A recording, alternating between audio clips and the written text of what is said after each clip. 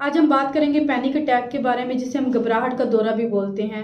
लोगों को panic attack, heart attack और एंजाइटी अटैक में डिफरेंस नहीं पता, जिसकी वजह से उन्हें मैनेजमेंट में मसला होता है फौरी तौर पर।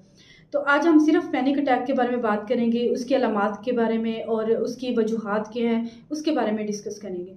पैनिक अटैक की जो सबसे पहली अलामत है वो ये है कि गले की तंगी, दम घुटने लगता है। उसके अलावा बहुत ज़्यादा पसीना आ जाता है, सर्दी लगना, पसीना आना, जिस्म का कांपना, उल्टी का एहसास, जैसे उल्टी आ रही है, पेट में शदीद दर्द होना शुरू हो जाना, चक्कर आना, बेहोश हो जाना, या फिर दिल का बहुत तेज़ी से धड़कना, सांस में कमी हो जाना, सांस का रुकना, हाथों में सुइयां चुभना। ये सारी अलामात जो हैं ये पैनिक अटैक की हैं। पैनिक अटैक की मुख्तलिफ वजूहात हो सकती हैं, जैसे काम का बहुत ज़्यादा दबाव, उसकी वजह से स्ट्रेस हो जाना, पुरानी यादों का ताज़ा हो जाना, या मंशियात का बहुत ज़्यादा इस्तेमाल करना, किसी ऐसी जगह चीज़ का खौफ जिसे आप सामना नहीं करना चाहते थे लेकिन